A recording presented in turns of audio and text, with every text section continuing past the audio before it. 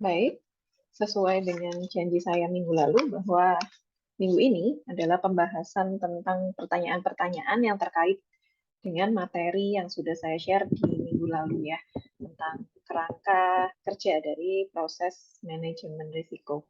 Jadi urutannya adalah pertama memahami prinsip dan itu sudah dipahami juga oleh Bapak Ibu sekalian di minggu sebelumnya dengan cara eh, membuat resume ya.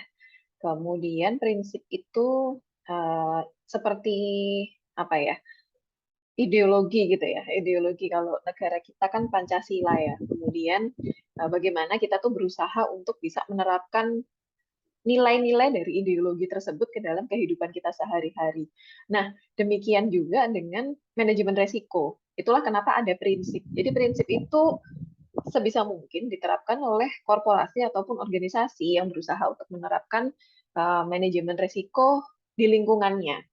Jadi ke semua prinsip yang sudah Bapak Ibu sekalian buat resumenya itu idealnya harus di-attach ya ke dalam seluruh aktivitas yang ada di organisasi.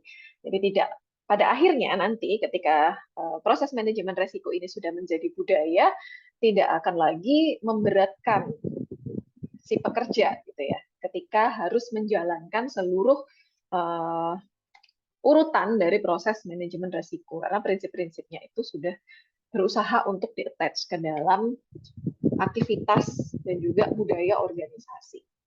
Seperti itu. Nah, kebetulan di sini hanya ada 4 pertanyaan terkait materi minggu lalu, jadi di sini pun saya akan menjelaskan 4 pertanyaan tersebut. Semoga ini cukup mewakili apa Bapak Ibu sekalian, mungkin ada poin-poin yang belum dipahami. Itu ya. Baik, yang pertama adalah tentang sumber daya untuk manajemen risiko. Jadi, apa saja sumber daya yang perlu untuk dipersiapkan dengan baik oleh organisasi maupun korporasi agar dapat menerapkan manajemen risiko dengan optimal di organisasinya atau di korporasinya. Ada beberapa sumber daya yang perlu dipersiapkan. Di sini ada 6 poin. Yang pertama adalah kebijakan, kemudian perangkat lunak, kemudian histori data atau ketersediaan data, kemudian sumber daya manusia ya, tentunya di sini sumber daya manusia yang terampil, kemudian metode dan komunikasi. Jadi yang dimaksud yang pertama tentang kebijakan ini adalah uh, prosedur ya, ataupun komitmen dari pimpinan terkait penerapan manajemen resiko ini. Jadi kalau kita tidak mendahulukan keberadaan kebijakan ini yang biasanya dituangkan juga di dalam prosedur, maka nanti proses manajemen risiko tidak akan berjalan dengan optimal. Bisa berjalan, bisa, tapi tidak akan optimal karena kurang dukungan. Kan biasanya dengan adanya kebijakan ini, maka menunjukkan bahwa organisasi tersebut, top manajemennya sudah memiliki concern terhadap penerapan manajemen risiko di lingkungannya dengan membuat sebuah kebijakan. Biasanya juga kalau memang si organisasi atau korporasi tersebut sudah cukup memiliki komitmen terhadap penerapan manajemen risiko, maka ini menjadi sebuah target capaian dalam setiap tahunnya. Jadi target kinerja, salah satu target kinerjanya itu poinnya adalah manajemen risiko, penerapan manajemen risiko. Biasanya sih tahun pertama itu baru target untuk penerapan ya aplikasi. Kemudian tahun kedua biasanya sudah mulai melakukan identifikasi gitu ya, sudah melakukan identifikasi beserta penerapan hasil penerapannya. Jadi apa upaya mitigasinya, kemudian bagaimana resiko yang sudah dilakukan mitigasi, apakah sudah mengalami pengurangan atau belum, itu di tahun kedua. Kemudian di tahun ketiga nanti akan ada evaluasi dari penerapan tahun pertama dan tahun kedua. Apakah memang metode yang digunakan itu sudah sesuai atau belum. Dan kemudian dilanjutkan dengan proses evaluasi mitigasinya. Jadi dilihat apakah mitigasi yang dipilih itu sudah cukup mampu menurunkan kadar resiko. Seperti itu. Kemudian yang kedua adalah terkait perangkat lunak. Jadi perangkat lunak manajemen risiko ini karena sekarang semuanya sudah berbasis IT ya, sudah jarang yang melakukan secara manual. Walaupun mungkin ketika proses identifikasi itu dilaksanakan secara manual, mengisi form atau semacamnya gitu ya. Hanya saja nanti biasanya akan diinputkan ke dalam sistem atau software yang sudah di develop. untuk mempermudah. Jadi di situ tinggal diinputkan saja, kemudian bisa di-generate level resikonya, kemudian apakah matriks resikonya itu juga bisa secara otomatis di-generate. Nah, keberadaan perangkat lunak ini tentunya mampu mempermudah proses penerapan manajemen resiko. Seperti itu. Nah, kemudian yang selanjutnya adalah keberadaan data atau informasi. Seperti yang ada pada prinsip manajemen resiko ya, bahwa manajemen resiko itu harus berdasarkan the best information, gitu. Informasi yang terbaik, data yang terbaik. Oleh karena itu, supaya manajemen resiko itu bisa berjalan, ya harus ada datanya. Nah, kalau data ini tidak disediakan, gitu kan, tidak direncanakan, atau proses manajemen resiko ini tidak direncanakan, maka data ini tentu saja akan susah untuk dikumpulkan. Apakah ini udah langsung tersedia di tahun pertama penerapan manajemen resiko? Biasanya histori data ini berdasarkan maturity ya, lama waktu penerapan dalam manajemen resiko. Semakin lama penerapan, semakin banyak evaluasi yang sudah dilakukan, maka data historis atau informasi yang didapatkan ini juga akan semakin lengkap. Mungkin di tahun pertama penerapan, informasi yang dikumpulkan untuk melakukan identifikasi resiko baru sampai dengan tahap internal organisasi, satu bagian gitu ya, satu bagian saja. Kemudian ternyata setelah dilakukan evaluasi, data tersebut dianggap kurang cukup karena perusahaan sudah mengalami perkembangan gitu. Maka nanti bukan di tahun sih sebenarnya ya, di siklus proses manajemen risiko yang selanjutnya, data tersebut dapat dilengkapi. Ya mungkin minta ke bagian gitu, kita ajukan permohonan ke bagian lain untuk menyediakan data yang kita butuhkan. Itu kan butuh waktu ya, butuh proses untuk menyediakan. Seperti itu. Kemudian yang tidak kalah penting itu adalah sumber daya manusia, karena ini kuncinya. Kalau tidak ada sumber daya manusia, ya nggak akan ada yang ngerjakan gitu. Dan ini sebisa mungkin kita di organisasi atau di korporasi yang sudah berusaha, sedang berusaha atau sudah berusaha menerapkan manajemen risiko, pasti sudah ada nih sumber daya manusia yang terlatih. Awalnya terlatih dulu, kemudian nanti semuanya akan terbiasa. Nah, kemudian keterampilan itu akan terbentuk dan lama-kelamaan akan menjadi sebuah budaya. Nah, jadi keberadaan SDM yang terampil dan terlatih dalam melaksanakan proses manajemen risiko ini penting banget. Semakin terbiasa, semakin terlatih ya, maka nanti ketika melaksanakan proses identifikasi risiko itu akan menjadi semakin kritis, semakin teliti. Seperti itu.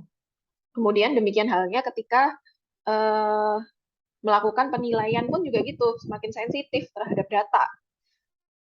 Atau mungkin karena dia sudah berpengalaman sekali ketika melaksanakan proses manajemen risiko bisa menjadi expert judgment. Jadi keputusan bisa diambil untuk menentukan level risiko karena sudah frekuentif melakukan gitu ya. Kemudian yang selanjutnya adalah ketersediaan metode. Nah, metode untuk melakukan proses manajemen risiko yang dimulai dari komunikasi, kemudian ada proses assessment, kemudian nanti ada evaluasi ya, penentuan treatment sampai dengan nanti pencatatan, itu semuanya butuh ditentukan metodenya. Ibaratnya sebuah penelitian, kita kan harus menentukan petiga ya. Petiga itu kan metode penelitian. Nah, metode penelitian itu kan harus kita pilih di awal sebelum bahkan kita itu ambil data. Supaya apa? Supaya nanti kinerjanya itu sistematis. Nah, demikian halnya dengan proses manajemen resiko. Dari awal untuk komunikasinya harus ditentukan bagaimana cara komunikasi yang efektif untuk organisasi dan korporasi. Kemudian bagaimana proses identifikasinya, apakah menggunakan checklist ataukah menggunakan bantuan software gitu ya, karena semuanya sudah sangat familiar dengan IoT dan yang lain-lainnya. Seperti itu. Jadi metode ini harus dipilih di awal atau ditentukan. Kemudian metode ini juga harus ditentukan berdasarkan kemampuan dari sumber daya manusia dan ketersediaan data, Bapak Ibu sekalian.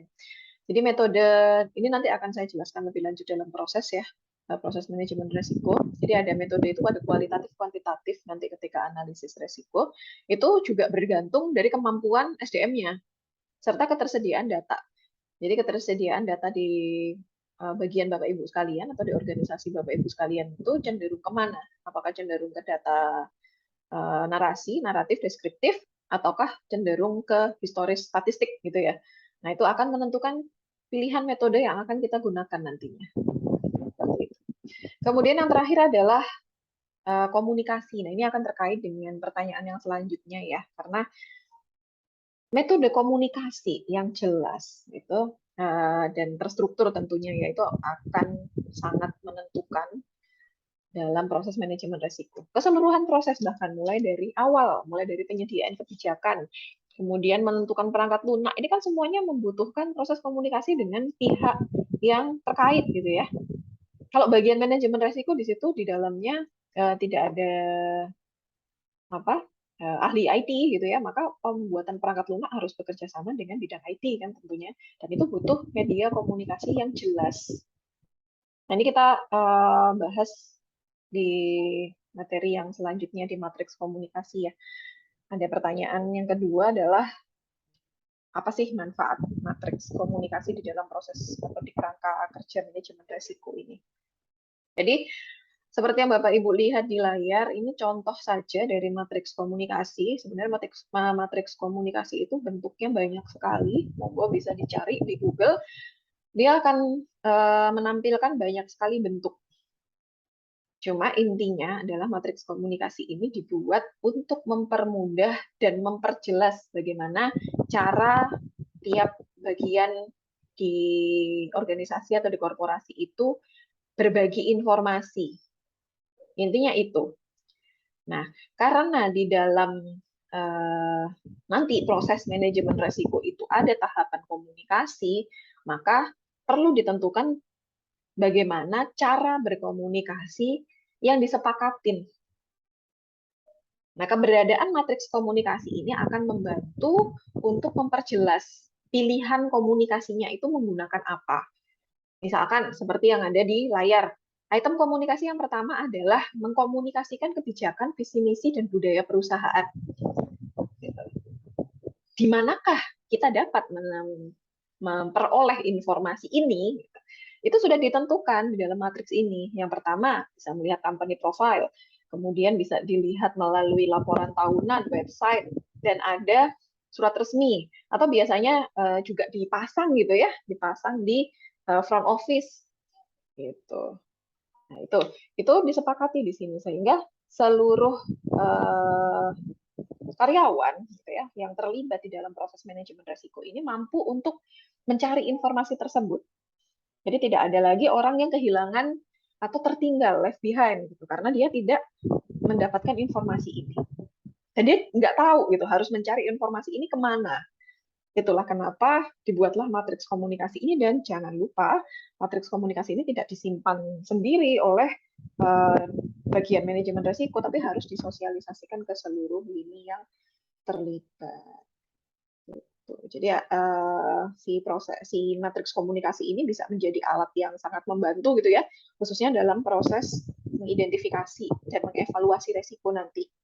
Karena itu pasti akan membutuhkan ini ya, interaksi antar beberapa bagian atau beberapa departemen di dalam organisasi maupun korporasi atau perusahaan gitu. Nah, kalau tidak dibuat kejelasan semacam ini, maka nanti akan simpang siur. Satu terbiasa menggunakan WhatsApp, kemudian satu terbiasa menggunakan email, yang satu lagi terbiasa melihat informasi itu semuanya sudah ada di website gitu. Tapi tidak semuanya memiliki persepsi yang sama bahwa informasi itu harusnya disampaikan melalui media apa nih. Nah, itu keberadaan matriks komunikasi ini diharapkan mampu menyeragamkan persepsi itu tadi, sehingga tidak ada miskomunikasi dan proses manajemen risiko dapat berjalan dengan lebih optimal. Ya, jadi ini beberapa poin manfaat dari keberadaan matriks komunikasi. Ya, yang pertama adalah mengidentifikasi pihak yang harus dilibatkan. Jadi seperti Bapak Ibu lihat. Nah, di sini kan terlihat ya, siapakah penanggung jawab informasi ini. Kemudian siapakah penerimanya. Nah, ini diperjelas di sini sehingga ketika ada informasi tentang peraturan perusahaan, siapakah yang bertanggung jawab mengirim dan siapa yang bertanggung jawab untuk tahu.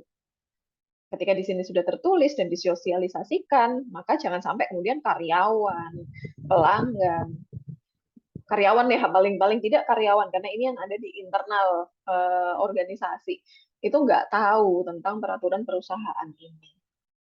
Seperti itu. Kemudian menentukan frekuensi ini juga berapa kali sih sebenarnya harus disosialisasikan atau harus disampaikan atau kayak rapat gitu ya, rapat tentang identifikasi resiko itu harusnya dilakukan berapa kali, itu ditentukan. Seperti itu. Ya, kemudian metode komunikasi dan biasanya di sini juga ditentukan bahasanya, Bapak Ibu sekalian. Jadi apakah organisasi Bapak Ibu sekalian memiliki bahasa yang berbeda-beda antara satu pegawai dengan pegawai yang lain, itu harus ditentukan di sini. Laporannya atau informasi yang ada di sini terkait manajemen resiko itu menggunakan bahasa apa? Bahasa Indonesia, bahasa Inggris, atau bahasa Cina misalnya karena ini perusahaan asing misal, nah itu harus ditentukan. Gitu, dan diupayakan supaya bahasa yang digunakan itu adalah bahasa yang memang disepakati oleh seluruh karyawan dan biasa digunakan oleh seluruh karyawan sehingga tidak menimbulkan tadi miskomunikasi karena ketidaksesuaian bahasa yang dipilih seperti itu. Kemudian, nah, dan yang keempat adalah mengidentifikasi tanggung jawab dan peran masing-masing pihak. Nah, misalnya di sini ya. Atau mungkin ada yang pakai matriks RACI juga ya, responsible, accountable, saya lupa, C dan inform. C-nya confirm ya kalau nggak salah, confirm dan inform gitu. Jadi dia posisinya di mana di sini, tanggung jawabnya terhadap informasi ini apa? Apakah dia harus memberikan approval atau hanya sekedar diinform aja supaya dia tahu, ataukah dia harus memberikan sebuah revisi gitu ya dari informasi-informasi yang diberikan, itu jelas tanggung jawabnya. Itu dengan demikian tentunya nanti kinerja manajemen risikonya juga jadi akan lebih baik. Itulah kenapa harus direncanakan proses komunikasinya dan disosialisasikan. Ya, direncanakan aja tapi nggak disosialisasikan ya apalah gunanya gitu ya. Gitu. Baik, untuk pertanyaan yang ketiga kita masuk ke kerangka kerja manajemen risiko. Ya, seperti yang ada di gambar, kerangka kerja ini adalah sekumpulan ya, sekumpulan arahan gitu untuk membantu korporasi atau organisasi dalam menerapkan proses manajemen risiko. Serta harapannya nanti bisa langsung mengintegrasikan manajemen risiko pada keseluruhan kegiatan organisasi. Karena di sini memberikan apa ya tahapan gitu ya, tahapan dan koridor. Kira-kira apa saja sih yang harus dilakukan sebelum masuk ke proses. Jadi yang pertama kepemimpinan dan komitmen tadi ya disediakan dulu komitmennya. Termasuk komitmen itu kan menentukan budget juga ya. Kalau nggak ada komitmen nggak ada budget kan biasanya gitu. Kalau nggak gitu ya gimana mau berjalan gitu. Bagaimana kita bisa mendorong apa seluruh karyawan itu untuk ikut menerapkan manajemen risiko kalau tidak ada komitmen dari pimpinan. Kemudian integrasi itu maksudnya adalah tentunya mengintegrasikan proses manajemen risiko itu ke dalam setiap aktivitas atau kegiatan organisasi. Yang kedua, menyediakan desain. Bagaimana kita menyediakan desain yang cocok untuk organisasi kita. Jadi tahapannya seperti itu.